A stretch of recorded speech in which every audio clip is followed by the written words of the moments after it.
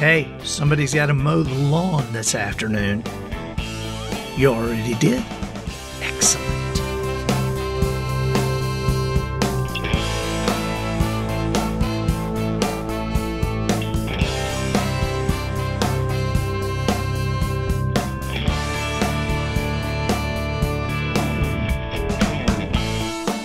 Good morning, afternoon, or evening. You are listening to the Professional Noticer. The new phone book's here! The new phone book's here!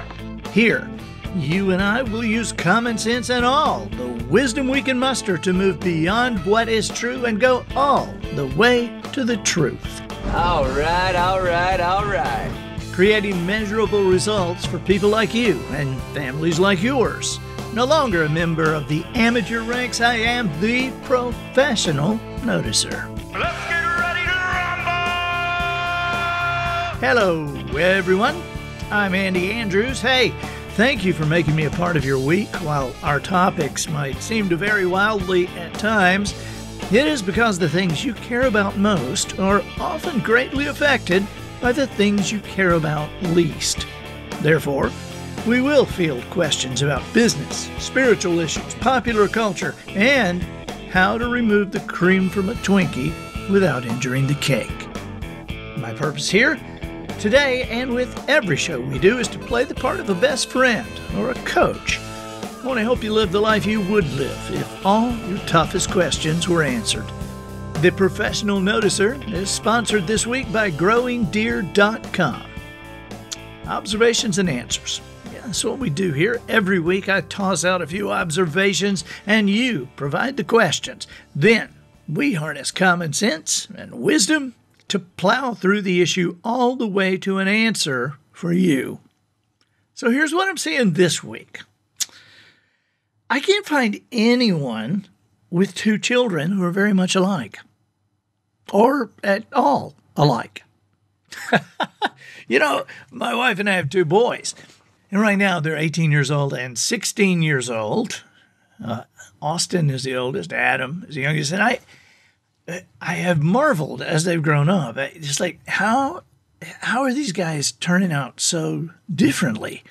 They love each other. They have a good time together. They have great manners. But boy, their likes and their dislikes and the things they enjoy doing, it's just totally different. The way they express humor, it's just totally different. The movies they like, totally different. And as I have watched other people, I've been kind of shocked at the same thing going on with other people, especially people who have two kids. You know, it's I think it's easier to spot with two kids because with two kids, I mean, you and your wife are generally man to man. You and your husband are generally, one is keeping an eye on one is the other. You're at least equally matched. But man, people with three kids, well, now you're in a zone. You're in a zone defense now, and I'm not sure as many things get noticed. And then when you get 4 and 5 kids, which hey, nothing wrong with it. I wish I had 5 kids, but I don't know that I would notice as many things, but people have 2 kids. Every time I talk to them, I'll say, hey, they're like exactly alike, aren't they? And they look at me like I'm crazy. Well, no, not really. And I'll just laugh. And I had that really brought home yesterday. See, I tell people, my boys are outdoor guys. I've got one who's a hunter, and he likes to fish.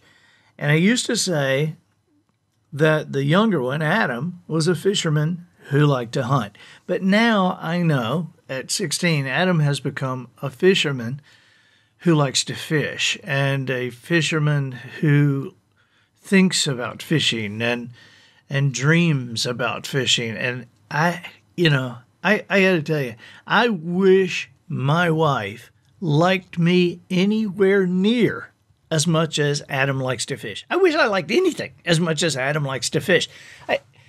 And And he's 16 years old, so his frontal lobe isn't fully developed, and so sometimes you look at a 16-year-old and you go, really? And now, are you not thinking through this?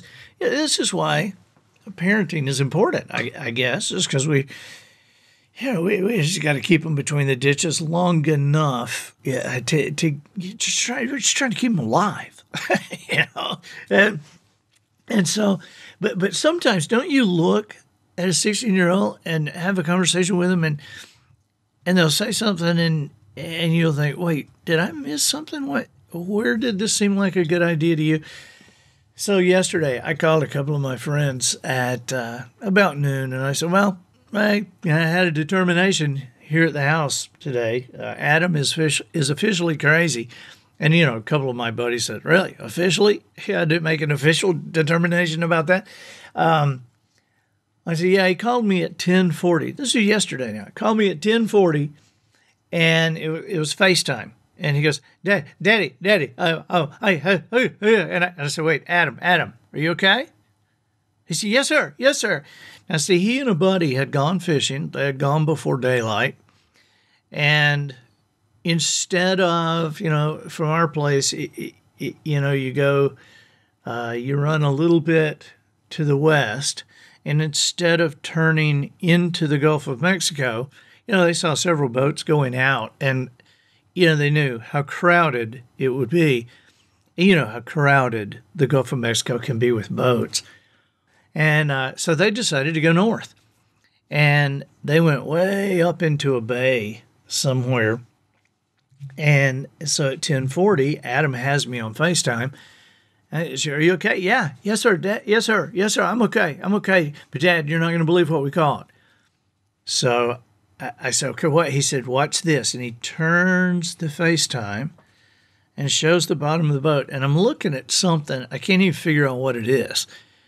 And it has like T-shirts all over it, wet, because they can't get this thing into an ice chest. And I said, what is that, Adam? He said, Dad, it's an alligator gar, and it's bigger than the one that they have on the wall at the camp, which he caught that one. And I said, seriously? And he said, yes, sir, it's huge. And I'm like, okay, all right. Well, he said, Dad, can we mount this? Can we mount this? And the thing's huge. And I said, yes, absolutely, you can mount it. He said, great. I said, you got to come up with $1,500 to do it. But he said, oh okay. And I said, go on, just bring it on home. He said, Dad, can you meet me to take pictures? And I said, sure. We're, now I just had surgery, right? And so I know it's got to be somewhere around here, though, right? I said, where do you want to meet? He says, the Bluegill. I said, Adam, where are you? And he said, well, I'm not really sure, but I know how to get back to the Bluegill. Well, if you want to look at a map, look at where Florida touches Alabama down on the coast. We live in Orange Beach, Alabama. The Bluegill is a restaurant on the Causeway in Mobile. And they're like way up north of the I-10 bridge. And I try not to say anything. So we'll just, hey, Adam, just get him home and we'll take some good pictures. Well, they get this thing home. I've never seen a gar this big.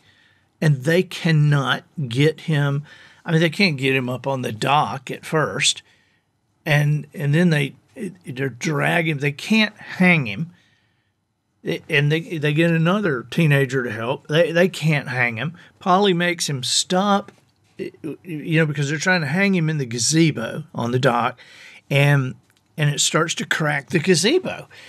So anyway, I'll send you some pictures. But this thing ended up weighing 223 pounds and 6 ounces. Not that matters, but it is 93 inches long. This is just like a dinosaur. This thing is just massive.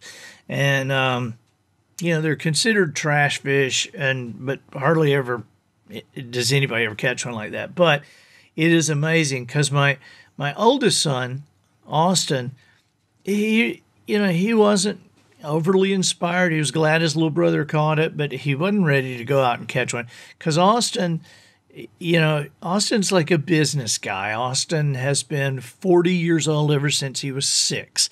And, he owns 2 businesses. He's 19 years. He's 19. I said he was 18. He's 19. He's turned 19.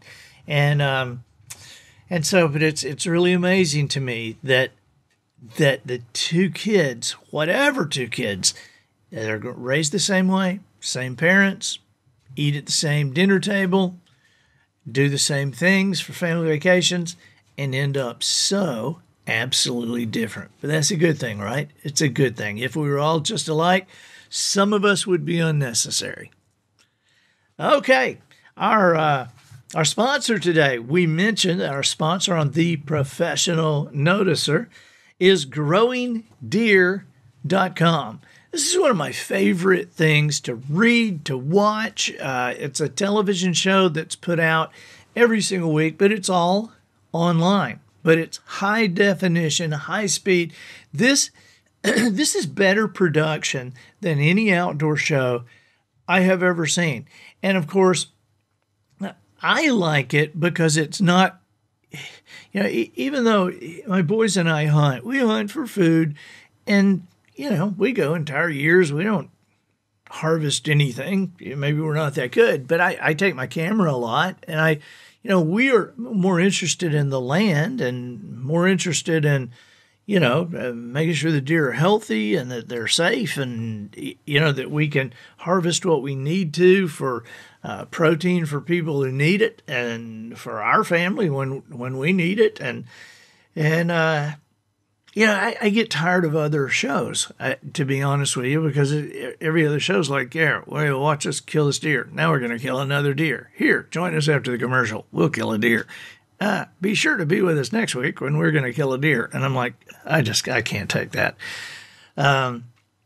But we found growingdeer.com, Growing Deer TV. This was several years ago, and have gotten to be incredible admirers of this family. If you wonder, if you're not familiar with Dr. Grant Woods, he's a wildlife biologist. Outdoor Life magazine says, think Bill Nye the Science Guy in a tree stand. Okay. I love Grant because, he can explain things in a way that I can understand it. And, my wife, Polly doesn't hunt. She's not a big outdoor person, but she loves watching the show. Now, I have an understanding or a suspicion of why this show and why growingdeer.com and Growing Deer TV is so attractive. And it really has nothing to do with deer, in a way, because I have seen them go through 5-6 episodes and nobody ever kills a deer. It's about the land. It's about creating and taking care of the land. But more than anything, at the very bottom line, it is about the Woods family. And it's about Grant, his wife Tracy, and their 2 daughters, Raleigh and Ray, and Grant's parents, his mom and dad, whose dad just passed away this year. And after 7 years on this television show, this thing coming out every Monday for 7 years, people know this family. And to hear who they are and to become friends with them is absolutely awesome. It's something I would encourage you to check out. So growingdeer.com, Dr. Grant Woods and his family, and just awesome people. Okay, observations and answers. Yeah, that's what we do here. I deliver the observations, you provide the questions. Questions are a critical component of the person you and I aspire to become. No one should be embarrassed to ask a question. The person who never asks a question, they either know everything or they know nothing. Always remember, the quality of your answers can only be determined by the quality of your questions. This week, our question is from Nora. She's from Texas. Let's listen. Hi, Andy. My name is Nora. I'm calling from Texas. I guess my question for you is, how do you maintain your energy? I was so excited to see you speak at a recent conference and was so inspired by your words and especially your energy. We are a self-supported sales tech company, and our sales depend on us. I'm on 100% commission. Some weeks I wake up and I rock it, but some weeks it takes every ounce of my energy to do a post on social media. I love what I do, and it enables me to be with my children, but I've also come to realize it can be hard on my friendships and relationships, especially because I depend on my inner circle to launch my new products and as my core customers. There are a lot of haters out there on these types of companies, so I try to find other ways of selling my product. But again, some days my motivation is just non-existent. What are some things that you do to help you keep going and maintaining your high level of go-get-em energy? Thank you. All right. Gotcha. Thank you, Nora. I appreciate you taking the time to write that down, to speak it for us.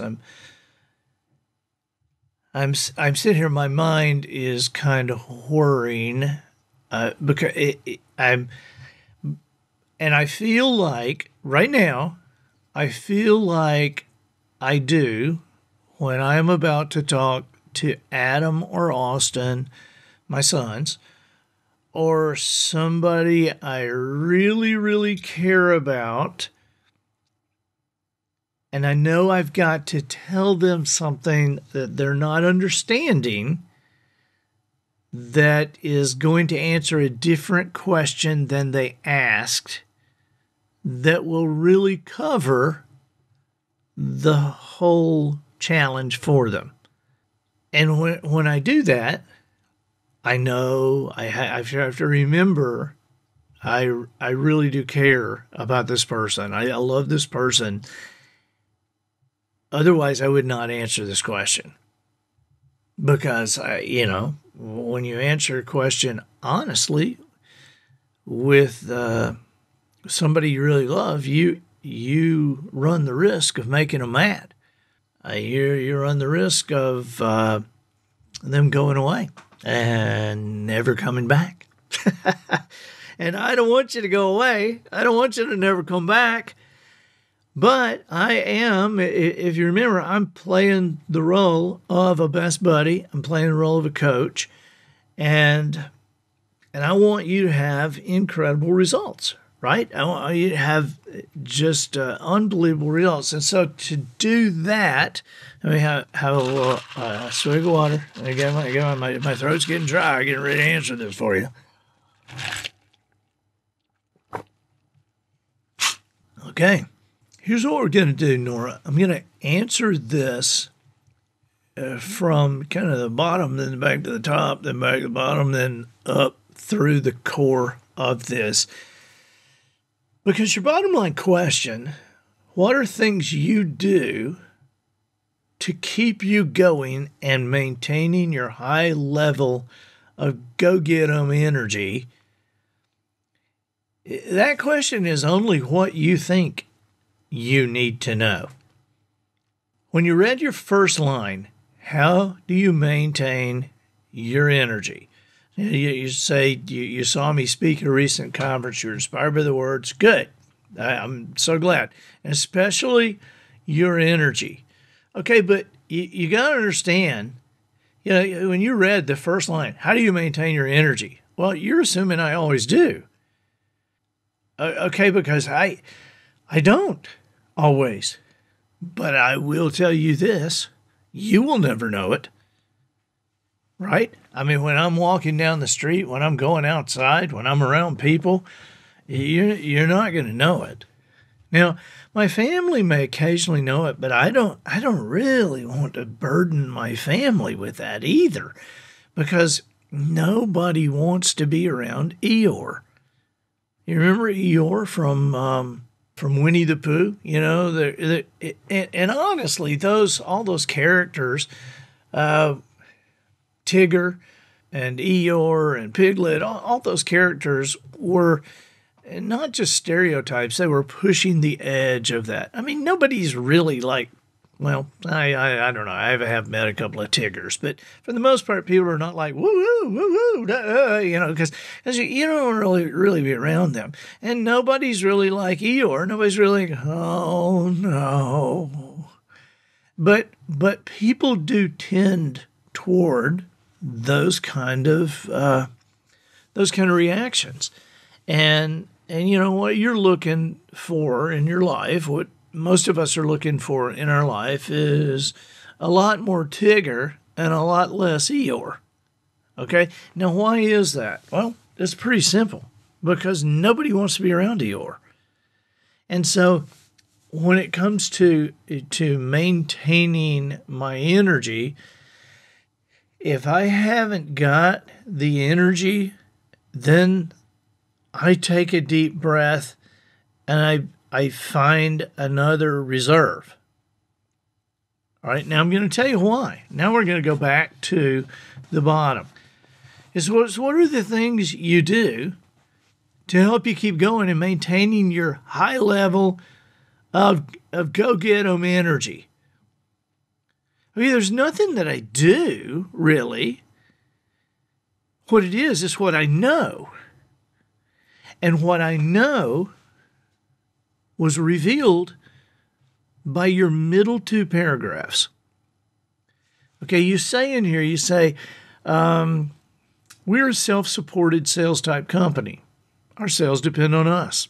I'm on 100% commission. Some weeks I wake up and rock it. Some weeks it takes every ounce of energy to do a post on social media. Yeah. I get it. That's, the part about some weeks I wake up and I'm rocking. Some weeks it takes, it's all I can do to get out of bed. Look, that's kind of part of being with us in this planet. Because somebody that tells me that, every single day I get up, I'm raring to go. Every single day of my life, I wake up. First thing I think about is how happy I am to be there. I look at that and I say, you're full of crap. I mean, in my mind, I may say that, but I know a lot of people who make their living as speakers and as, leadership people and all, and I know them behind the scenes and I know them day to day. And I know there's nobody like this. I mean, you remember reading your Bible, don't you? Jesus wasn't even like this. I mean, there are stories about Jesus being sad. There are stories about Jesus being impatient. And so I'm just saying, part of the human condition is to always work on what we are becoming, but we got to know that the thought process, it's our thought process that really comes out in how we act, how we are. And of course, how we act and how we are is kind of the bottom line for everybody else. See, I'm assuming part of the reason you are kind of curious about me is because to you, I seem to have maintained my energy. I seem to have so much energy. I mean, you ask me, how do you maintain my energy? I mean, no offense, Nora, you've seen me for an hour in your life. I mean, I was in front of 10,000 people when you saw me. It was pretty easy for me to maintain my energy. And, and I'll tell you, one of the reasons, now nobody will ever tell you this, but one of the reasons I maintain my energy, because I know that if I'm in front of 10,000 people and I don't maintain my energy, they're not going to hire me again. See, here's the thing I look at. Here's the little clues in your letter. You say, I'm on 100% commission. And you skip down a little bit and you say, I love what I do, but I also know it can be hard on friendships and relationships. The reason being that I depend on my inner circle to launch my new products and as my core customers. There are a lot of haters out there on these type of companies, so I try to find other ways of selling my product. But again, some days my motivation is non-existent. Okay, so when I look at your last question, what do you do to keep going, maintain your high level? That may be what you think you want to know. But I got to tell you, the reason you're wondering about it and the reason you struggle with what you're seeming to struggle with is because I believe you have a misconception about who is responsible when you are on 100% commission. To be on 100% commission is the greatest opportunity that America provides. The possibility for anybody to say, I can get out there and I can produce, and I keep 100% of what I could produce. I mean, America is one of the few countries in the world that even is a possibility. Okay, and so you love what you do, but you know it can be hard on friendships and relationships. Let me tell you something. It should not be. But you say you know it can be. Why do you know it can be? You say the reason is because I depend on my inner circle to launch my new products, and I depend on my inner circle as my core consumers. Okay, well, let me just tell you something. And I'm not trying to be rude here or anything, but if I am your buddy and I'm part of your inner circle and I'm your cousin and I'm your best friend or one of your inner circle friends, I don't want that kind of pressure. You're the one on 100% commission, not me. You're the one that chose to do that, not me. Just because you chose it, now I am being depended upon to launch your new products. I am being depended on to be your core consumer so that you can make a living. I have to change everything I do so that you can make a living. And you say there are a lot of haters out there in these types of companies. You know why? Exactly what we just talked about. That's part of it. Because somebody gets in something because they see an opportunity, and then all of a sudden they're mad when their cousins or their sisters or their buddies don't want to do it. They're mad, and then their cousins and their sisters and their buddies, they don't know what to do. They're not going to do it, and they don't mean to make anybody mad. But now they're mad at me, and so now the person is like, okay, I'll show you. And so it's just a mess. And there is an answer to this.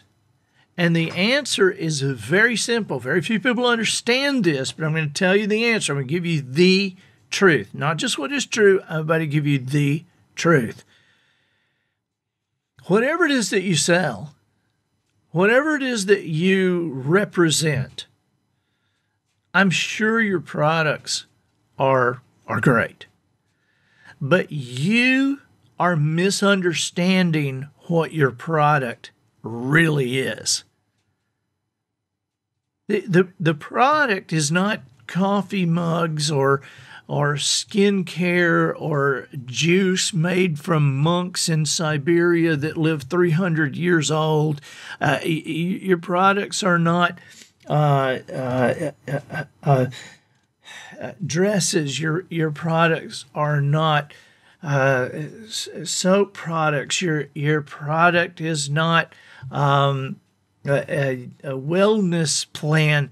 Your product, Nora, is you.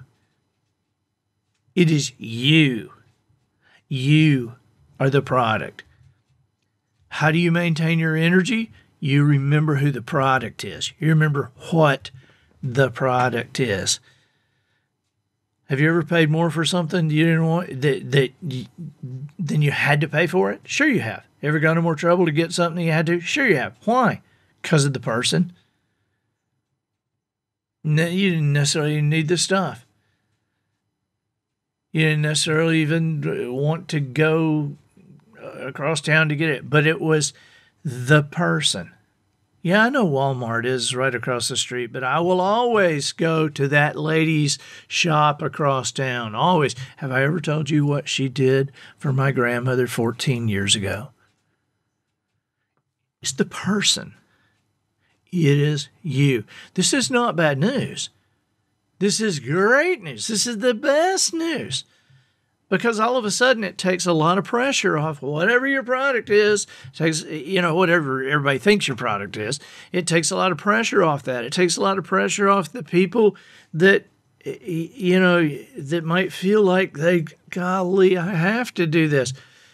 Just become an incredible you. Become a valuable you. We're not talking about personal growth. We're not talking about any kind of attitude adjustment. I'm talking about just you. Just the value of you. The value of how you are when you're around town. You just watch people. Most people don't smile at anybody, talk at anybody. And, very quickly, I used to wonder, I get standing ovations a lot. And so much so that I don't think about them a ton because I don't think it does anybody any good to think, hey, I just got to stand over. I don't think it's good to be thinking that. But I have thought, what does it feel like to be a cashier at a grocery store and get a standing ovation? I mean, what would be one for them? Because obviously you're not going to stand there and clap, but what would that look like? What would one person during their days, what would one person come in their line, what would they say that would feel like a standing ovation at a cashier?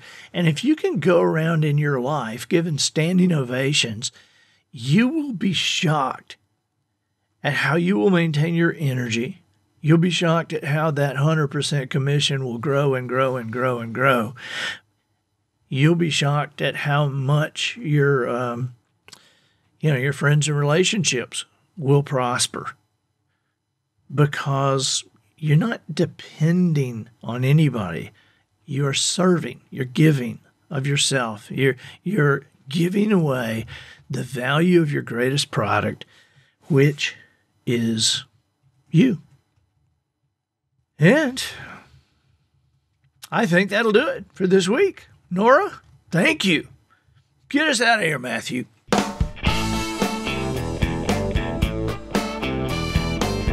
So, ladies and gentlemen, and to the boys and girls who aspire to become ladies and gentlemen, we have reached the end of another episode of The Professional Noticer. In a world where common sense has become a superpower, I'm harnessing what mental energy I have for you, seeking wisdom, making observations, and endeavoring to answer tough questions in a way that will empower your family and your business. I'm Andy Andrews. Until next week, smile while you talk, shake hands with the kids you meet, and make sure you have an answer to the question, does South Korea really have soul? And so, until next week, goodbye.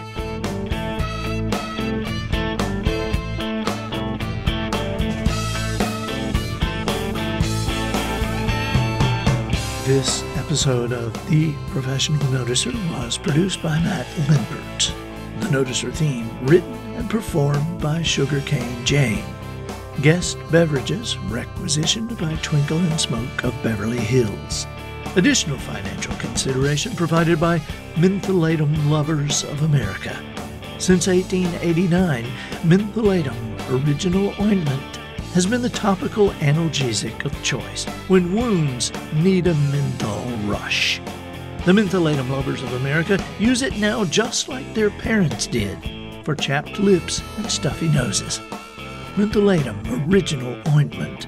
It smells just like Mom did when she kissed you goodnight.